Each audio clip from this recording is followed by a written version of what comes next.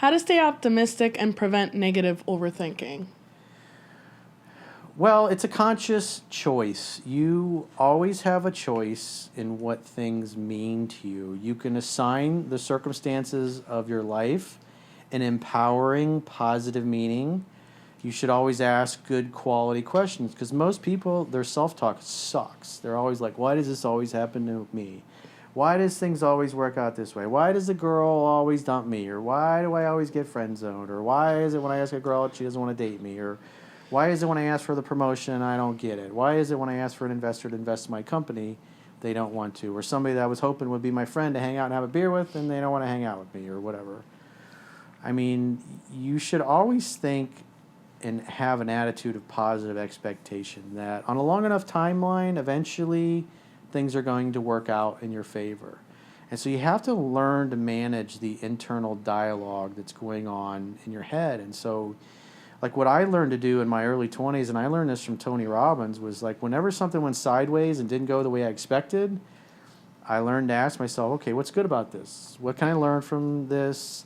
How can I, as Henry Ford said, you know, as he said about failure, failure is the opportunity to begin again more intelligently. And when things don't go well or you have a bad day, which there's going to be lots of those, and they're never going to stop coming, and you're never going to be in a constant state of bliss, you're never going to get to a level of success in life where everything is sunshine and roses 24/7 and you wake up in blissful enlightenment and peace every day.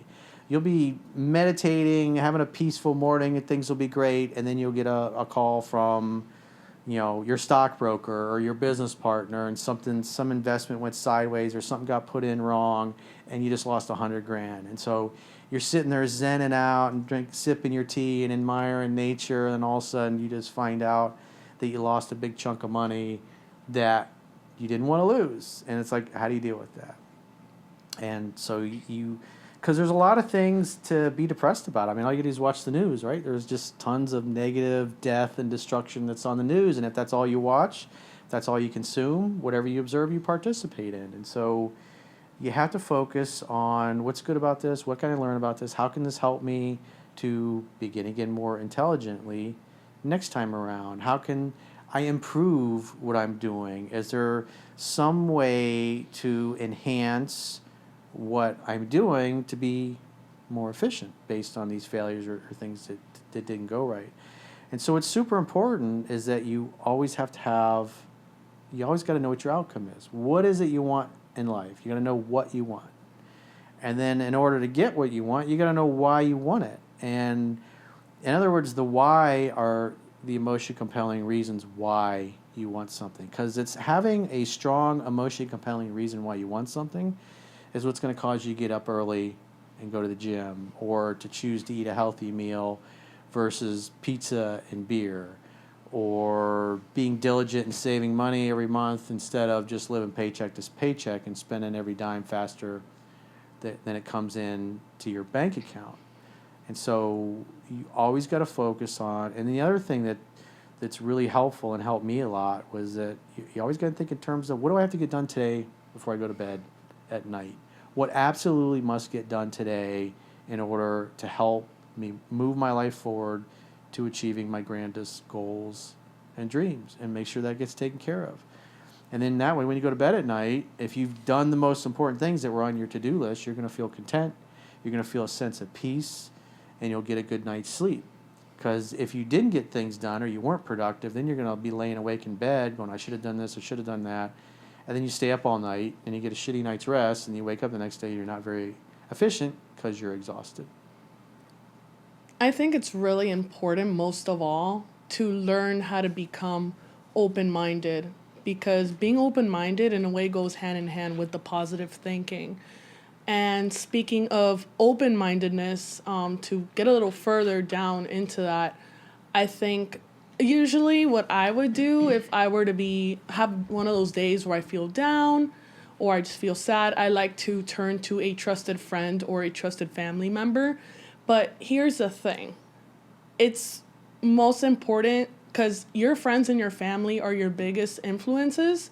So make sure that if you're at a state where you want to become open-minded or you want to have a certain mindset in life, that person shares that same mindset as you. Because To give you a quick story, I have this friend who she and we get along really well because we're both open-minded people.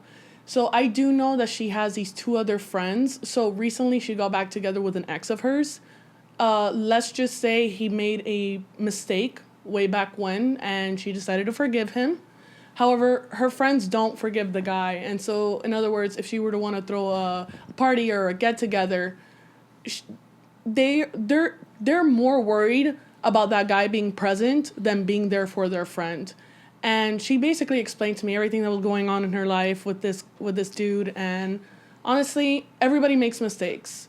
If you do it once and you learn from it, that's what matters. Obviously, if you do it again, that's a problem. But being with people who are open-minded really does make a difference. And just being open-minded, that, my point being is, like, you got to be open-minded. Being open-minded means that you don't have all the answers. One of the things that Confucius said is real knowledge is to know the extent of one's ignorance. Because when you're a know-it-all and you think you know everything, you're not going to listen to any other points of view. And especially if you're in business, there can be, one of my, a guy was a strategic planner that I learned from years ago. He said it was like all good ideas basically are killed within like 3 to 5 seconds. So you'd be in a meeting, somebody comes up with a good idea, and then right away somebody else on the other side of the table is like, oh, that's stupid, or that won't work, and here's why it won't work.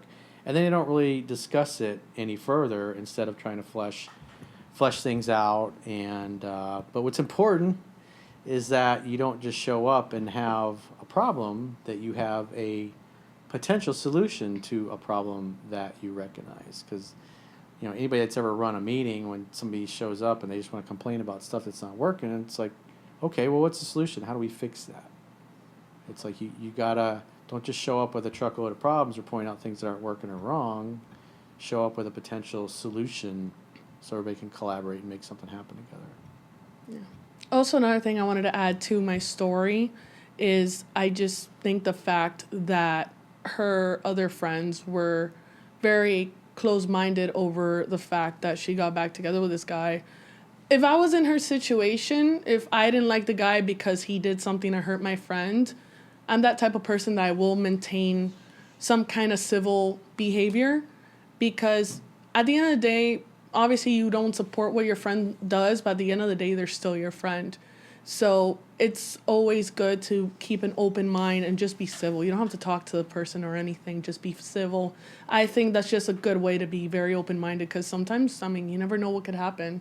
Yeah, that's the whole point. You never know what can happen, and that person that your friend doesn't trust could turn out into be a very horrible person, where in the end you should have probably listened to your friends. Because your friends only want the best for you. Yeah.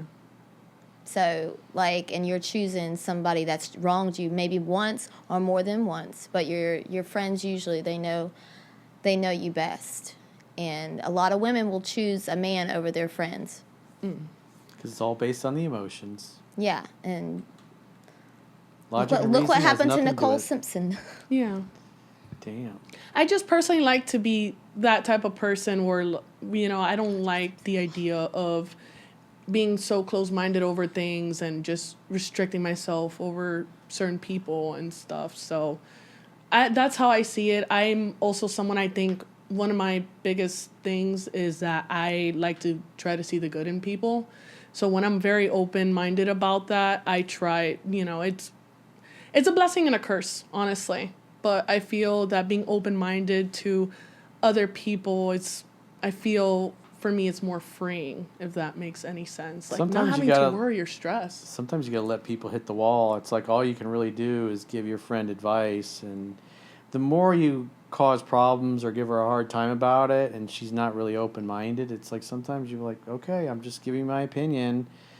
And then what happens, the dude screws her over again, and then your natural inclination is to be like, I told you so. Yeah, at the end of the day, it's what, she's the one that, God forbid if something happens, she's the one taking the hit.